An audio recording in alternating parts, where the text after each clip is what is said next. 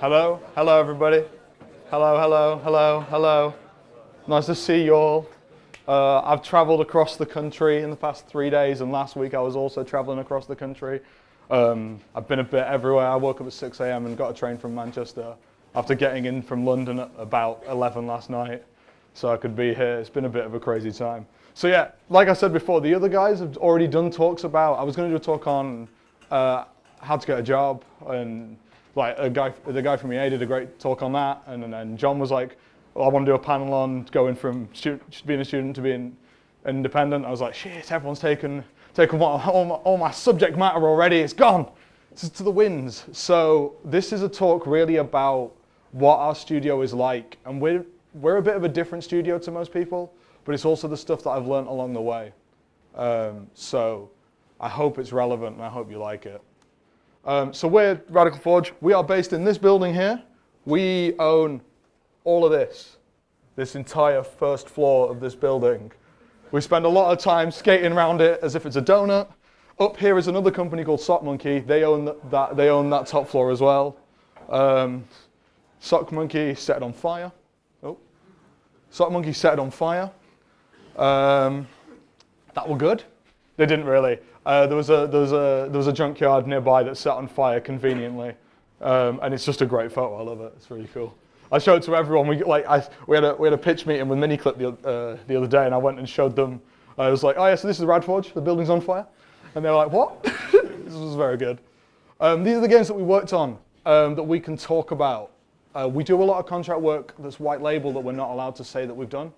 Or we work with people that we can't say that we've worked on the thing because either it's not announced yet, or we only did like a small bit of it and they don't want, our name will be in the credits, but not like as a studio we can't be like, yeah, we did the thing. And that's the thing, if you start a small studio, that's what you do.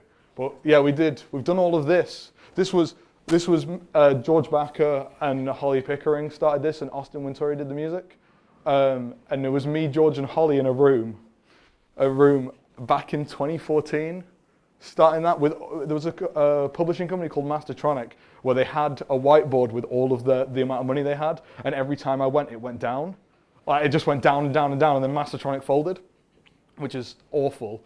But that IP got moved to Bossa, and Bossa finally published it. That game took 3.5 years to get out and make. It was crazy. It's been through some stuff. Gang Beasts, I spent 3 years of my life doing that. I did a lot of the environment art. So if any of you have played that, that's what I did. Nightcall, we did some shader work. Lazarus, we did all the background special effects and shader work on. Sublevel Zero, we did a load of tech art stuff to get it running, and we did the port to Switch with CodeSync. And Shadowpoint, we did a load of visual effects for Oculus Quest, which was are any of you guys visual effects artists or tech artists? Okay, there's like no one in the room. It's like, it was well hard because the Quest is like a potato running at like, it was hard. It was a difficult task. So these are some of the companies that we work with that we can say. There's one more that we can say we worked with that we haven't put up there, which is Double 11. They've recently announced that they were doing Minecraft dungeons, which is cool. So that's cool. So we're making a game called Brightport, and the premise of this game is you play the cat of an evil supervillain that's just been murdered. All right, yeah. We make video games, it's pretty good. So it was originally it's a narrative puzzle game, and it was originally a game entirely based for mobile platforms. But as time has gone on, and we added more and more stuff to it because we had mad scope creep, and that's my fault. That's bad. It's become a PC and Switch title as well, and we'll probably get it on Xbox if one of us can get round to putting it on a dev kit. But yeah, it doesn't go where you'd expect. The game's very much about, you start off and you find the guy who owns you dead, and you're like, what's happened? And then you go somewhere else, and a lot of crazy stuff happens that you don't expect, like psychic powers happen, and I'm going to spoil the game. I'm going to be quiet. So with this, the cool thing about like traveling the country all the time and meeting a lot of people is we get to do a lot of really awesome stuff. So we have a partnership with Warner Music because this guy down here is the Warner Music head of content production for games. And what he does is basically get their bands to make music for games, but they started a year ago, and we're the only studio like we're the first studio that are doing this thing with them. So this recording studio is their recording studio, right? And we were there finalizing the song for the game the other day with Hero and Will, who did the music. And we were there finalizing the song for the game for the end credits because we all liked Mirror's Edge and we liked the fact that it has an end credits song. So we were like, we're going to do that. And I said it to, this is Red, right? He's the other creative lead in the studio because there's 8 of us. And I said to Red, I was like, as a joke, I was like, yeah, I really want to get a song at the end of the game. And he goes, not happening. It's just not happening. And I went, all right, fair enough. So I then go to, like 2 days later, I then skateboard. I skate across Middlesbrough because that's where the office is. And I skate into a meeting with a company called Wonder Films who do digital production stuff. And as I head over there, I'm sending screamo music to a guy called Callum Underwood who runs Robot Teddy, and they do a load of other stuff on Twitter. And this other guy, Rob, this guy, he's sending the same kind of music as me, basically. So I'm like, oh man, we need to have a chat. And then I'm like, so what do you do? And he's like, oh, I've run this content production stuff for Warner. This is what we do. And I went, interesting. We need that for this. And that's how this happened. And because of that, we've got a song that's being released through them for the soundtrack of the game as well, which is a little bit mental. We didn't pay for any of it either. That's madness. That's absolute madness. That's the same recording studio that like Roadrunner Records and Atlantic use. So if you know any like their bands or anything like that, that's that room where a load of like #1 hits or metal music that you probably listen to like is. So we as a studio also made a tool called Blockout. Designers, there was loads of artists, right? But how many of you are designers that are left?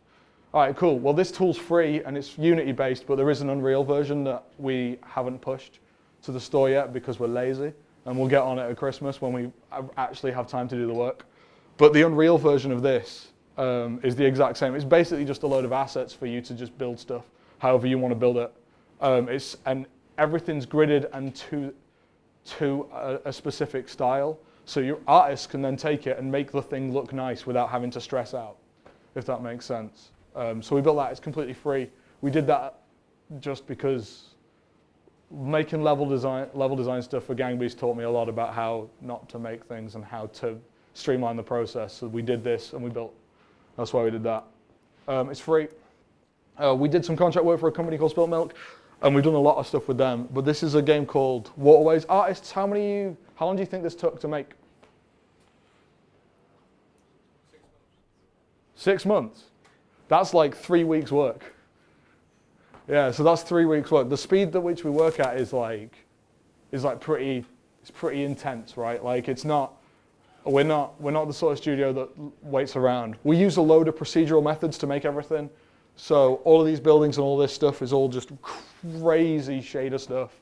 None of those buildings are unwrapped. Like, waste of time. We just slapped on triplanar textures and did a load of other sort of tricks like that to get the look that we needed. Because for us it was a proof of art concept more than it was final art. Also, triplanar textures when you're making buildings, rocks, or anything like that are absolutely the way to go. They'll save you so much time and so you can do so much stuff with them. So yeah, we did that, and that took us about 3 weeks, and that was one artist, and I did about a week of tech art stuff on it because I was running around and doing what John said earlier with spreadsheets. I run a networking event called Gamebridge in the Northeast. How many of you guys have heard of that? Probably none of you, just one. Excellent. So Gamebridge is effectively a place where students and people meet up. It's not just students. The industry of the Northeast meets up in Middlesbrough, and we get about 280 people come to it, and we get like Apple are coming. The next one's on the 5th of December, and Apple are coming up, and a lot of other people. So it's a bit like it's a big deal for the area. So if you ever want to drive all the way up to sunny Middlesbrough, that exists. How many of you guys go to games conventions? You see this, don't you? All right, are you ready for the side that me and John see? Yeah. Business. This guy here has no tie on, so you know he's creative. That's how it works, right? He knows what's going on. Yeah, so when I first joined, I started traveling to conferences. This is what I saw all the time, and I was like, whoa, no way. Video games are amazing, this is ace. And then as I started to run a business, all of the stuff that actually happens that gets people jobs and gets things done happens in rooms like this with Lord Creative over here being like, that's business. And I'm like, I guess, yeah. So it's a bit of an interesting side that I don't think students or people ever really get to talk about. No one talks about it. Like John said earlier that the games industry is booming and no one wants to tell you that because it'll diminish how valuable you are as people. And the truth is, that's exactly how it is. Like Radforge as a studio, we value people quite highly. Like my staff don't work like 8-hour days; they work 7-hour days most of the time, and they do whatever they want whenever they want. If they wanted to leave or they wanted a day off, I'm like, yep, cool, because I care about them as people more than I care about them as assets to do work. And that's why we get the work done that we get done, because they're like, I've got this amount of time and then I've got to go to Scotland for the weekend. Like our concept artist right now is driving up to Scotland because he wanted to go to Fort William. And I quote, for some reference, he said. And I'm like, yeah, sure. yeah, sure, man. Sure. So some of the stuff that I learned along the way. Great things start from like the smallest thing. So like if it's the smallest idea of you seeing some luggage float across like maybe 7 meters down a road in London, and you go and you think to yourself, there's a game in that about two pieces of luggage that have been spread apart and they've got to meet, and you got to find a way to do it. Like that's a game that Red wants to make. I do not want to make it, but Red does, and I'm sure one day we'll end up making it. But like the studio started out in a small room like this. This is Red, this is Monty, I'll talk about those guys later. But it was me and a guy called Freddie, who is here. This is Freddie, there's Freddie. So it was me and a guy called Freddie who set up, and we set up in a room that was probably this corner to that light there, big. And there was just 2 of us. And what we did was, we were really lucky because this wall here that you can see, if you can actually see this wall, yeah. These are the signatures of everybody from the games industry that came to visit us in the year and a half we were in that office.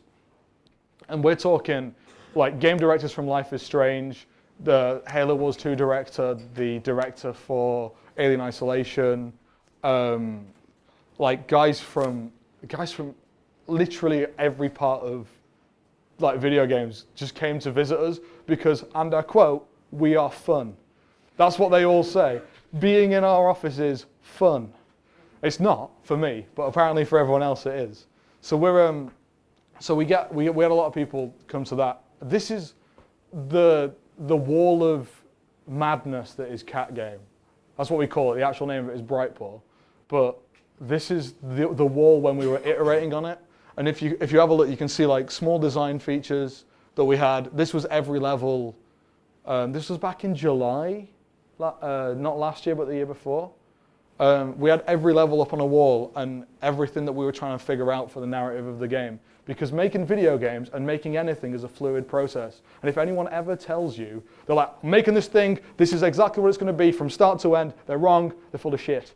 That's not how it works, right? Especially if you want to make something good. You've got to iterate and you've got to work it out. So what we did was we'd take everybody through this wall, and I'd get, people would come visit us, and I would get Red to stand up and be like, take them through the entire narrative of the game. And then it would get to like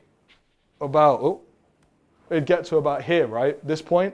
And then you'd see them tailing off on the narrative. And then Red will be like, and here's the big spoiler. And then they'd get peak interest, and then they'd get to about here, and it'd drop again.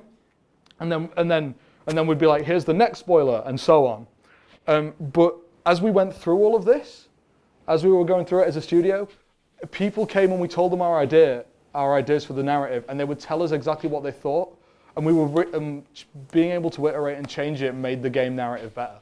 Like the game narrative for Brightpaw is probably the best thing about the game, and I think the game is beautiful to look at.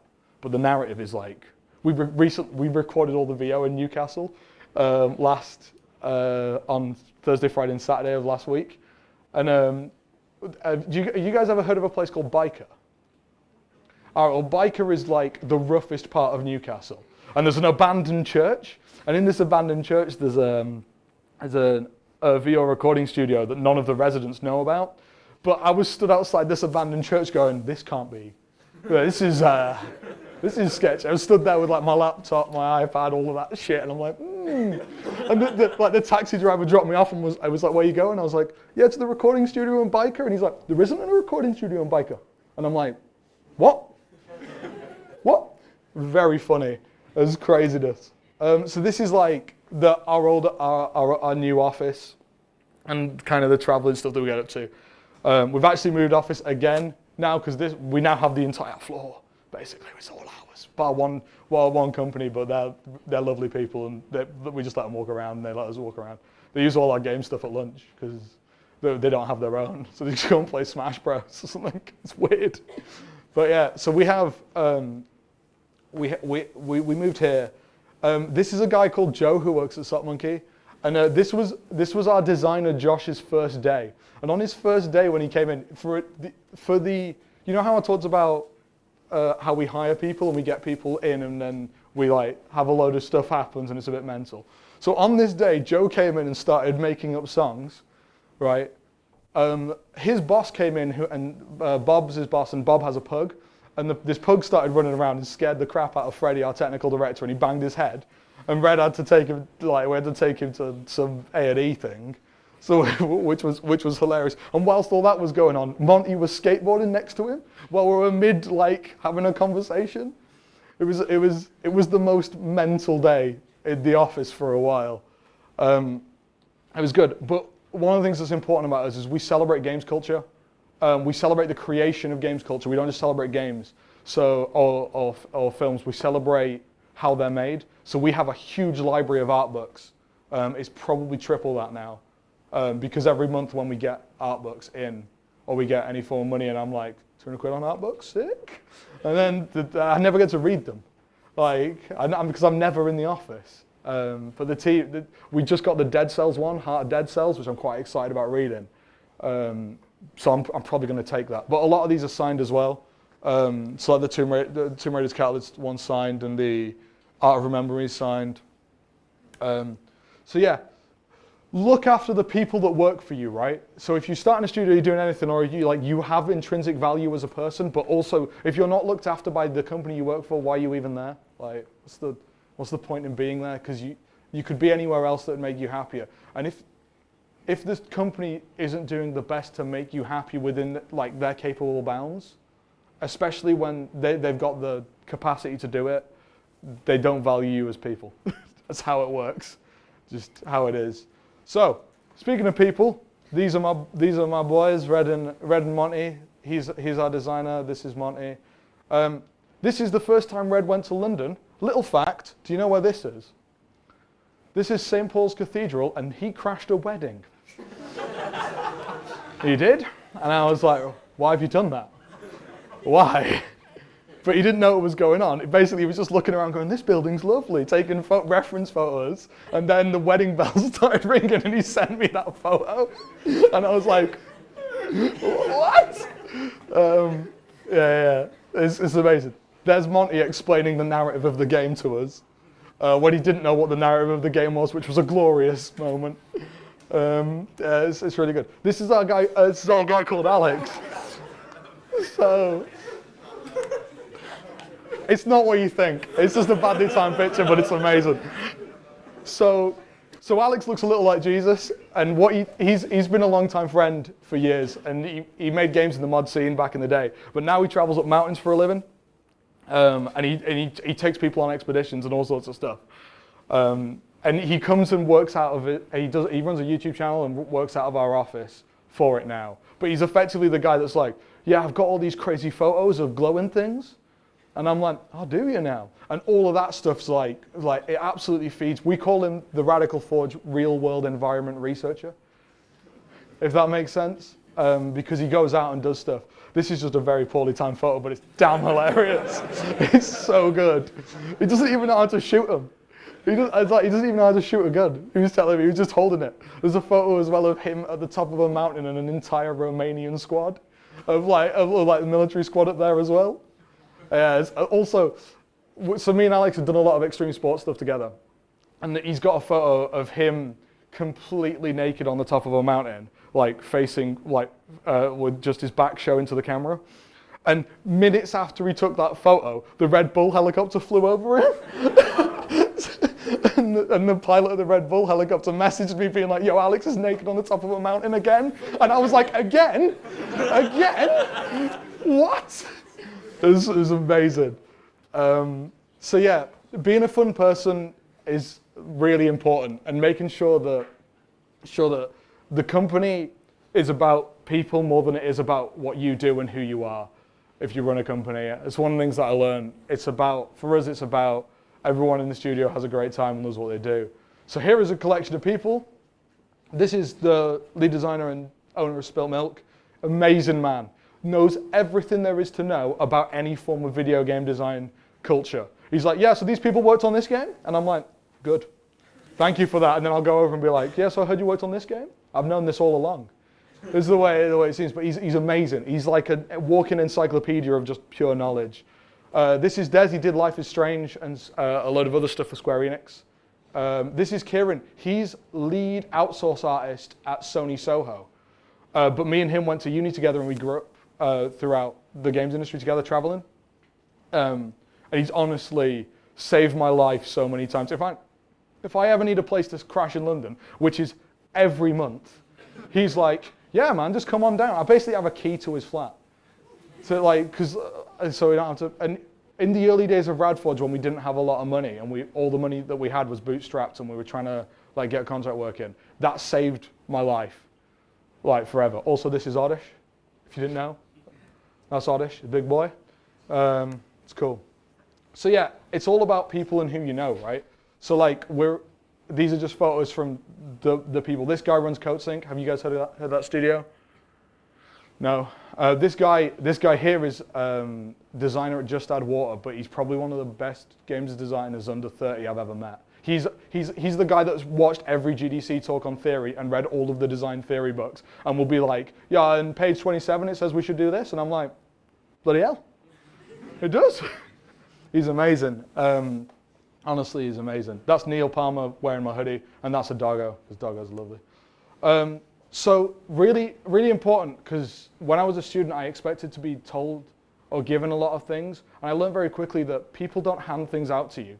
People won't be like, hey, you deserve an opportunity for this thing, even if you think you do, because you might deserve an opportunity for a thing, right? But if you can't prove to the person that has the opportunity, or that can give you the opportunity, that you deserve that opportunity to do the thing, they won't give it you. Does that make sense? So people won't hand you things. They won't just be like, hey, you're really good at sound. You should totally come and work here. Or here's a contract for $250,000 to make a game. That doesn't get handed to you, right? You have to work for those things. And you have to put a lot of time, effort, and energy and focus on finding that thing. It's actually harder to do than most people would think. So just keep that in mind throughout all of when you're applying for jobs or starting a thing. This is literally just photos of Stitch. But my team basically say that I'm like Stitch. So these are all photos that were taken yesterday and the day before that I put in. This is from the trip down in London, which is pretty cool. This is Warner Music's like bar area with all of their gold records. It's insane. Absolutely insane. But yeah, I put this in to be like, you need to travel a lot if you run a studio, and you need to meet a lot of people. And that part of being given opportunities is also about being in the right place at the right time. So you have to be everywhere and target your opportunities properly. And this is an example of that. As with stitches everywhere. It's very funny. Here's another thing that's really important, especially nowadays. It's a lot easier than it was. But nowadays you can tell people exactly how you feel about a thing. So if our guys are like, hey, I don't like this game idea, or I'm really angry with Red because his hair is too long and his hair gets everywhere in the office, and I'm like, what's wrong with you? But like, don't be afraid to tell people how you feel about the anything that's going on. We have a policy at Radforge where you can talk about anything, and it's important because it's like for us, it's about making sure that everyone's mentally healthy as well as physically healthy. So don't ever be afraid to tell people how you feel. Manage your expectations of everything you do. So manage all of the things that you want to do as a studio and where you want to go, whether it's contract work or own IP work. Radforge is lucky we split our time between contract work and own IP work. But at the minute, we're heavily on the contract work side because our own IP work is at a stage where we've got to tweak bits here and there, and we had to get the VO recorded and some other stuff. So like while we knew that was coming in, we'd ramp up and ramp down for that. Let the best person do the job. This is a thing that a lot of studios, especially bigger studios, don't do. They'll happily let somebody say for example, how many of you guys know Houdini? A few of you, right? So if you know Houdini and you go into it to do any visual effects stuff for any studio, there'll be somebody that doesn't know Houdini telling you how to use it. That's just how it is. We get it quite a lot. And it stifles creativity of fixing the problem or doing the thing that you want to do. So let the best person do the job. Keeping the studio alive is the hardest thing about running a game studio. It's been really difficult to keep everything alive. And make sure your team are enjoying and loving life. We all skate. That's one of the things that we do. Here's everyone having a great time with some industry legends. And thanks for listening. We do have jobs, so feel free to email me. And we're looking for anything that isn't QA. Production, art, design, anything that isn't QA. Thanks for listening. I hope my babble wasn't insane.